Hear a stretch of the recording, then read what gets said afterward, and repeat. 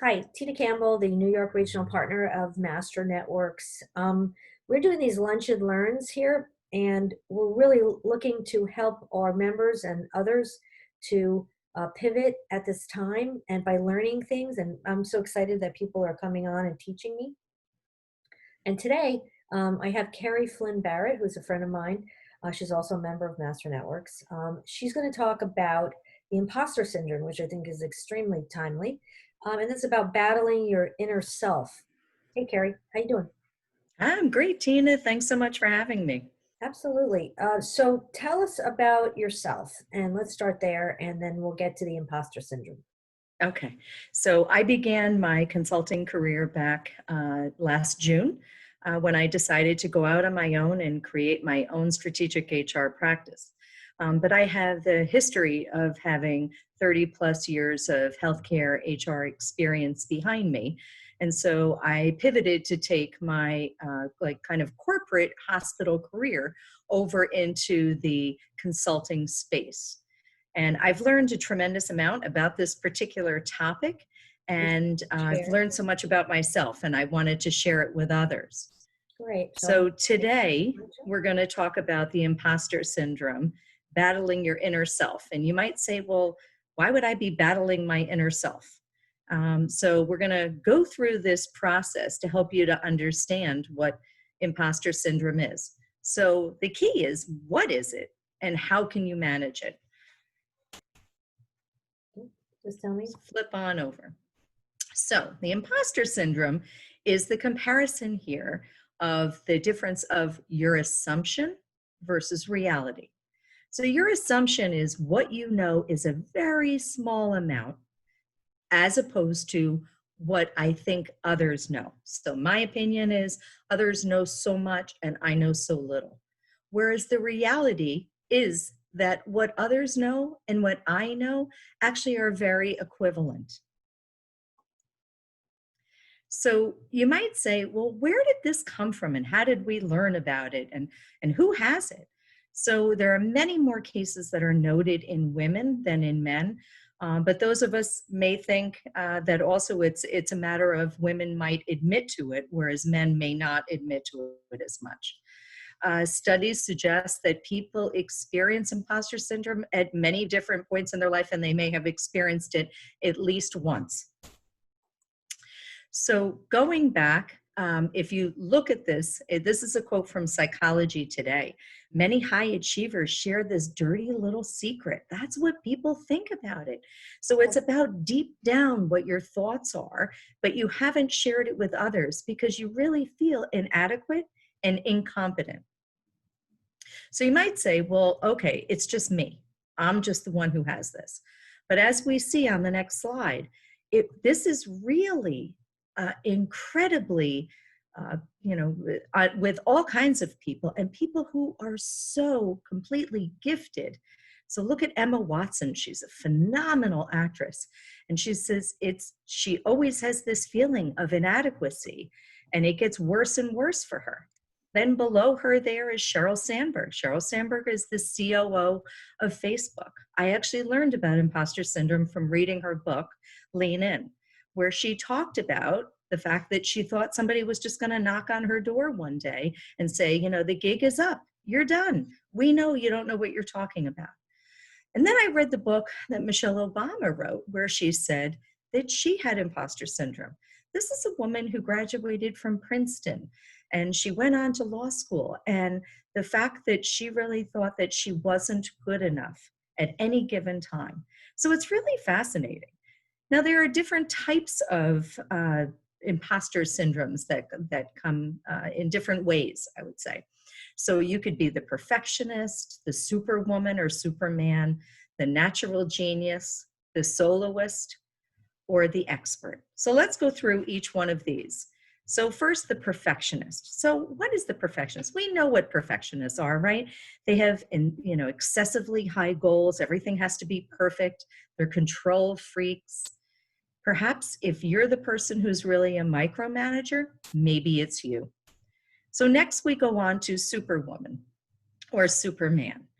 So these are people who have to work harder and harder and harder because that's what they feel they need to do in order to measure up. They're the people who are always at the office or at your business later than everyone else because they have to get it done. They're also really incredible workaholics. Is when sometimes when you look at those individuals, you realize that they're really suffering from imposter syndrome. So next we have the natural genius. So the natural genius is similar to a perfectionist, but they feel they have to get it right the first time. If you don't get it right the first time, see what I mean? I really didn't know it. Then we have the soloist. The soloist is the person who must do everything on their own. Now, here's a quote from LeBron James. Know that I'm better solo. I invented solo. Last I checked, he was on a team. He really doesn't need to be a soloist, but they believe they're a failure if they ask for help. That's what the soloist feels. Next, we have the expert. So the expert feels that they will never know enough. It's so important to them on what they know and how much they know, and it's just never enough. And no matter what, even when you say to them, you're an expert on the topic, they shrink back because they really don't feel that they are. So these are the different ways in which you could look at this and say, perhaps it's me. So go on. So I think what we should really do is stop being afraid of what could go wrong and start being excited about what could go right, which I think is a fabulous quote from Tony Robbins, right? Let's not focus on the negative, let's focus on the positive. So perhaps I'm not that perfect. Perhaps I might get some things wrong. It's okay. And we have to start accepting that within ourselves. All of us who are now entrepreneurs, we are a part of master networks. We check in with others. You know, my mother always used to say, 2 heads are better than 1. And I think she's right. I've always thought she's right. That's how we figure out how to do this, by sharing our ideas. And therefore, we will then shrink down our thoughts of us being an imposter. So next slide, Tina. So overcoming imposter syndrome, what can you do to help yourself? And then what can you do to help others? So what can you do to help yourself first? First, it's very hard for many of us to talk about ourselves and our achievements. But if we stop and we turn it around and we start talking about it as though we're talking about somebody else. So I could easily tell Tina all about her achievements. It would be very hard for me to talk about my own. We all need to recognize our innate qualities because we know we have them, and stop thinking about everything as a failure. Don't ruminate on the failure. Make sure that you are real and that you are doing the best that you can for the clients that you serve, and be honest with them. Know that you're not alone. Stop thinking that somebody else is way better than you are. Come clean with your insecurities. It's perfectly fine to say to somebody, I'm not really quite sure about this. Can you help me? So we can do so much to just do it on our own each night before we go to bed, to go through kind of our internal checklist of how the day went, what went well, what did not go well, and really kind of taking a deep breath and realizing that we're not perfect. So what can you do to help others? It's to constantly recognize great work in others. So the fact in Master Networks, at the end of the meetings, we discuss, our testimonials. It's not just about who you had a one-on-one with or who you referred to, but to talk about what you learned from the individual is really going to help not only you, but it's going to help them as well. Make sure you're doing that to compliment others at any given time, any part of your day. For sure, this time when we're in this unprecedented time, we have time to think about things and reflect, and that is a way that we can really help one another. And to listen to your colleagues and friends and try to help them in whatever it is that they do, because we have to be here for one another. We actually will do way better if we're helping one another, no matter what the work is. So Tina, I don't know if you have any thoughts and questions on this subject? You okay to stop sharing? Sure. Do you have any more to go? That's it? Nope. Okay. Well, one of the things I realized what you were saying, I just wrote down that, people can say, "Oh, I met with this person. Oh, and I had a nice conversation or whatever." But what's really important would be for them to say why, or what they want. Exactly. I wrote that down.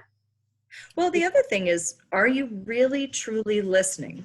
Are you listening to listen, or are you listening to respond? Are you listening to figure out what your next statement is going to be, or are you focused on what that other person can do for you rather than focusing on what it is that you can do for someone else? Because if you do, it's good deeds, if you do good things, they will come back to you. Absolutely. So the thing with the imposter syndrome, I think just bringing it out in the open helps. But sometimes you have to be self-aware. That's like, I think that's just the first stage of anything of growth is being self-aware and to say, hey, I am good at this. I mean, one of the Yeah. things I have to say is it's very hard for me, or in the past, was to take a compliment or to have someone say thank you. And I was just like, I was like, oh, stop.